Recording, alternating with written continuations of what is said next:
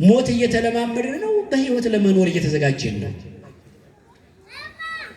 ሰማ አዳመጠ። የእግዚአብሔር ቤተሰቦች ወደ እግዚአብሔር ወደ ግድግዳው ፊቱን አዞረና ወደ ምስራቅ ወደ እግዚአብሔር በጽኑ ልቅሶ አለቀሰ ይላል። ለመነ ወደ እግዚአብሔር፣ ልመናውን አቀረበ። እኛ ችግር ሲደርስብን ለሰዎች ነው አይደል ሚስኮል ወይም ምን ደውለው ቶሎ ፈጥነው እንዲደርሱልን አይደል? ቶሎ ፈጥነው እንዲደርሱልን ወንድሞቻችን፣ ቤተሰቦቻችን፣ የራሳችን ወደምንላቸው ቶሎ ችግር ሲደርስብን፣ እርሱ ግን ወደ ማን ጸለየ? ስሙን ጥሩት ይህንን አምላክ። ወደ ማን ጸለየ? ወደ እግዚአብሔር ፊቱን ወደ ግድግዳው አዞረና ወደ እግዚአብሔር ጸለየ ይላል።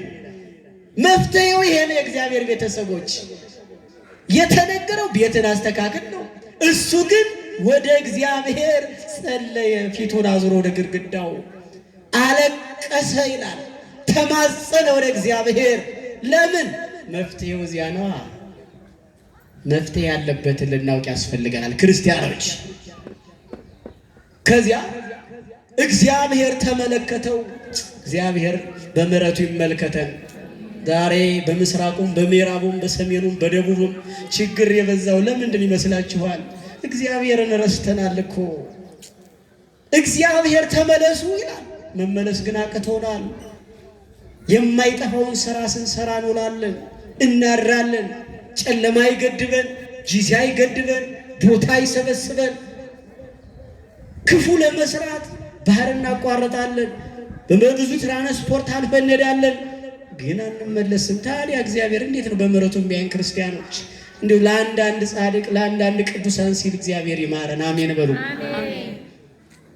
ጸሎቱን ሰማውና የእግዚአብሔር ቃል ተመልሶ ወደ ነቢዩ ኢሳይያስ እንዲህ ሲል መጣ። ሂድና ሕዝቅያስን እንዲህ በለው አለ እግዚአብሔር፣ የዳዊት አምላክ አምላክህ እግዚአብሔር ጸሎትህን፣ ልመናህን፣ መመለስህን ሰምቻለሁ ብሎሃል። ስለሰማሁህ በዕድሜህ ላይ ሞቱ ተለውጦ ያለ ጊዜ መጠራቱ ቀርቶ በዕድሜህ ላይ 15 ዓመት ጨምርላለሁ ብሎሃል ብለዋል። አመስግኑት ይህንን ጌታ። አያችሁ፣ ሞትን ወደ ህይወት የሚለውጥ እግዚአብሔር ብቻ ነው፣ ሰው አይደለም። ሰውማ መርዝ ነስንሶ በምግብ ላይ ያጠፋል አይደለም? ሰው እኮ አስቸጋሪ ነው፣ እንደ ሰው ከባድ የለም። ስናምናቸው የሚክዱን፣ ስንቀርባቸው የሚርቁን፣ ተስፋ ስናደርጋቸው ተስፋችን ተሟጦ እንዲቆረጥ የሚያደርጉ ሰዎች ናቸው። ትናንትና ከፍ ያደረግናቸው ዛሬ ግን እንዴት እንደሚያደርጉ እናውቃለን አይደል? እግዚአብሔር ማስተዋሉን ያድልልን። አሜን። እድሜህን ሰጥቼሃለሁ አለ። በእውነት ይሄ ሰውም እግዚአብሔርን ስለነበረ ከእግዚአብሔርን ስላራቀ የእግዚአብሔር አምላኬ ሆይ ብሎ ጸለየው።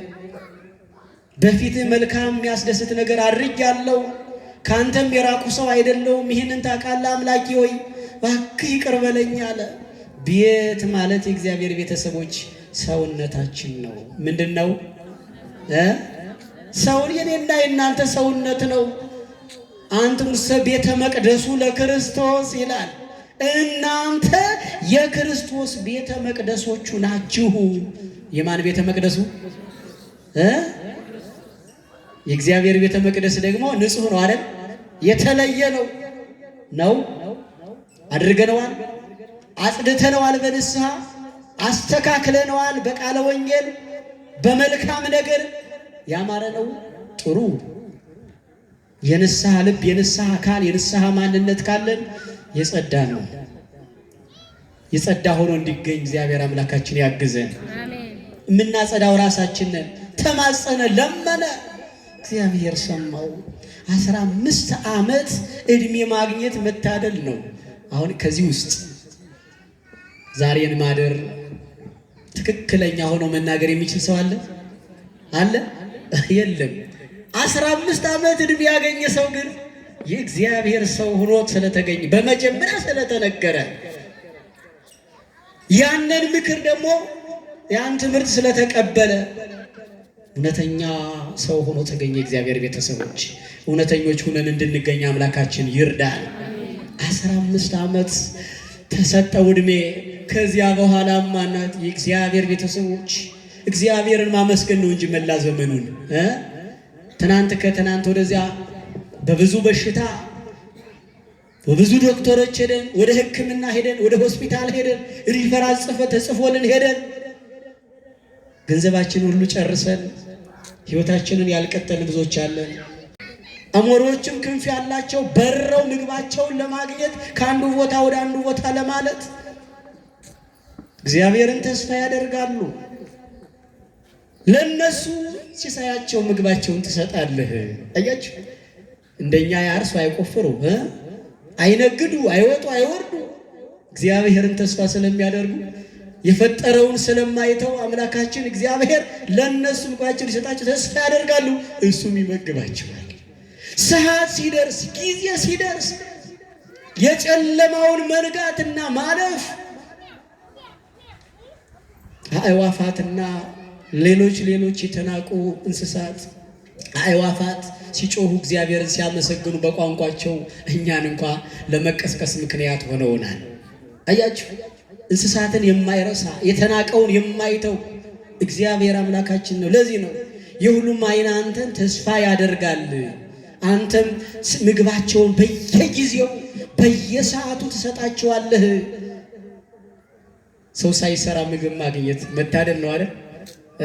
ስንቶቻችን ነግደን ንግዱ አልሳካልን ብሎ ስንቶቻችን የሆነ እናገኝና ተርፍበታለን ያልነውን ተከትለን ስንት ጊዜ ሄደናል። ስንት ጊዜ ብዙ ጊዜ ወጠን ወርደናል። ስንት ጊዜ አትርፈናል። ግን እኔና ራሳችን እናውቀዋለን። ሳይነግዱ ግን ሳይሰሩ ግን የሚበሉ አሉ።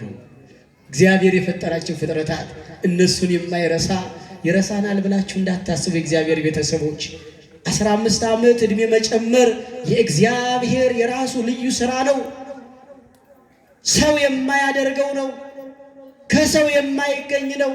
ከሱ ከአምላካችን ነው። ተመለስ እንባል ግን መመለስ ያስፈልገናል። ኃጢአት ስንሰራ በደል ስንፈጽም ብዙ ጊዜ በመጥፎ ቦታ ስንገኝ ዝም ሲለን እግዚአብሔር የፈቀደልን ይመስለናል አይደል? በቃ እግዚአብሔር ፈቅዶልኛል ምን አገኘኝና ነው ምን ጎደለብኝ እንላለን። የዛሬውን እንዳንመለከት ዛሬ ያማረልን፣ ዛሬ ያማረብን፣ ዛሬ የደመቅንበት፣ ዛሬ የተዋብንበት ነገ ለእኔና ለእናንተ መጥፊያ ሊሆን ይችላል። እግዚአብሔር ቤተሰቦች የሚያልፈውን ነገር እንዳንከተል የማያልፈውን ሁሉን አሳልፎ እንደየወገኑ አሳልፎ ሁሉን ባዶ አድርጎ እርሱ ግን ለዘላለሙ ጸንቶ የሚኖር አምላክ ነው።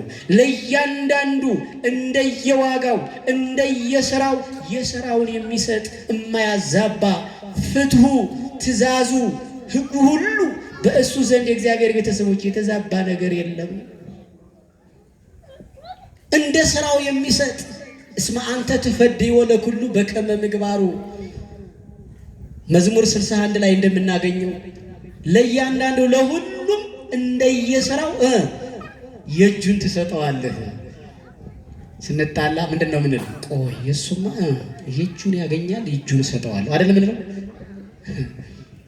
ቁመን እግዚአብሔር ቤት ለመጸለይ እንኳን ህሊናችን ሌላ ቦታ ስራ ይሰራል፣ ሌላ ቦታ ይሰራል። ልብ ከጆሮ አድርጎ መጸለይ ያስፈልጋል። በቀድሞው ዘመን በአፄዎቹ ጊዜ ይባላል። የሰማችሁ ነው? ከቃሉ ጋር ናችሁ?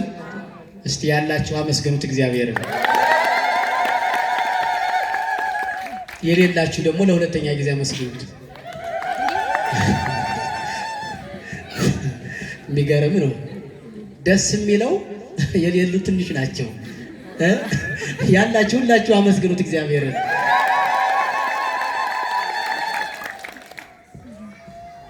ደስ ያለኝ ነገር ብዙዎቻችሁ አላችሁ።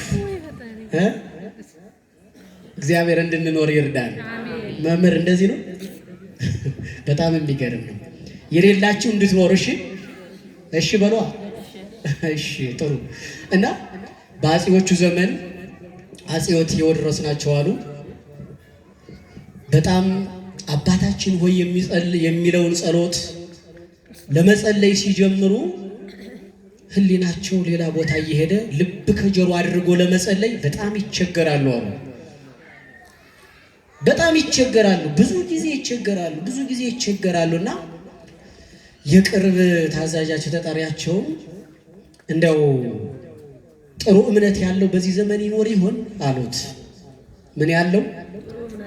ትክክለኛ እምነት፣ እውነተኛ ሰው፣ ቅን ሐሳቢ እንደው ይኖር ይሆን በዚህ ዘመን? ደግሞ ልብ ከጆሮ አድርጎ አባታችን ሆይ የሚለውን ጸሎት የሚጸልይ ሰው ይኖር ይሆን? አይ አናጣም፣ እስቲ እንፈልጋለን። አማካሪው ተመካካሪው ማለት ነው። ህዝቡ ተሰበሰበ። የቅርብ ተጠሪዎች መጀመሪያ ተጠሩና መሰብሰብ ጀመሩና እንደው ከናንተ መካከል ሽልማት የሚፈልግ አለ አሉ። ምን የሚፈልግ? እቺም ሽልማት የሚፈልግ ማንም የሚጠላ ማንም አይኖርም አይደል? የሚፈልግ አለ? አዎ አለ። ሁሉም እኮ ነው። እሺ እኔ የምላችሁን ታደርጋላችሁ? እናደርጋለን። የምንችለው እናደርግ፣ የሚቻል ነገር ነው።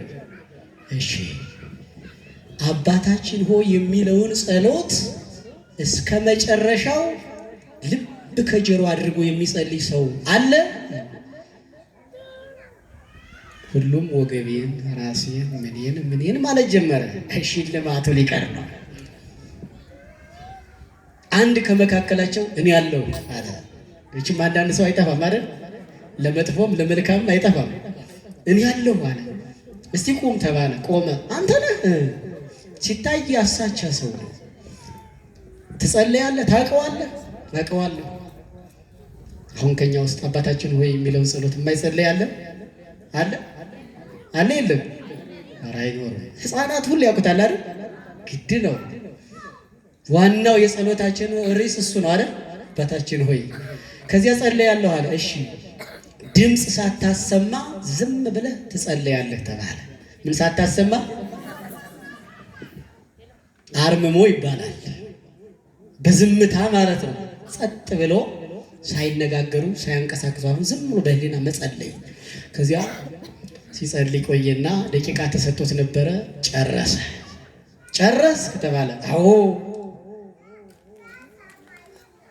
እና በልብ ከጆሮ አድርገህ ጸልያለህ? አዎ ጸልያለሁ። እምሸልመው በቅሎዬን ነው ብለው ነበር መጀመሪያ። ምንን ነው? ያኔ ደግሞ መኪና የለም አይደል? በዘመናችን ነው አይደል መኪናዎች የበዙልን? ዛሬ ይመስገን። ትራንስፖርት ቢወደድም ምንም አይደለም። ያኔ በቅሎ ፈረስ ምናምን ነበርና በቅሎዬን እሸልማለሁ፣ ሽልማቱ ይሄ ነው ብለዋል። ወደ ጸሎት ሲገቡ ሁሉም ሲሰጧቸው፣ ከዚያ መጨረሻ ላይ ጸልያለሁ አሉ። እውነተኛውን ንገረኝ፣ እውነተኛውን ከነገረኝ እሸልማለሁ። አይ መካከል ላይ ስደርስ እንደው በቅሎዋን የሚሸልሙኝ እስከ ኮረቻዋ ነው ዝም ብለው ነው ብዬ አስቤያለሁ። በጣም አንድ ያመስግኑልኝ ብሎ አስመሰገኑለት። በቃ ሸልሙልኝ፣ ትክክለኛ ሰው ነው፣ በዘመናችን ትክክለኛ ሰው ነው የጠፋ ብለው በቅሏቸውን እስከ ኮረቻቸው ሸለሙት አሉ። ልብ ከጆሮ አድርገን ልንኖር፣ ልንጸልይ፣ ልንማጸን ያስፈልገናል። ሕዝቅያስ እንደዚያ ነው ያደረገ። ወደ እግዚአብሔር ጸለየ። ወደ እግዚአብሔር ሲጸልይ እግዚአብሔር ምን አለው? ሰማ። እውነተኛ ሰው ነው። እድሜው ተጨመረለትና በእድሜው ላይ እንዲጠቀምበት እግዚአብሔር አደረገ። ትምህርታችንን እንሰበስባለን። የእግዚአብሔር ቤተሰቦች እግዚአብሔር ማስተዋሉን ያድለን። ብዙ ጊዜ ወደ እግዚአብሔር ቤት መጠን ስንጸልይ ህሊናችን ሌላ ቦታ ይሆናል። አንዳንዴ ደግሞ ሌሎችን እንዳይጸልዩ ምክንያት መሰናክል እንሆናለን።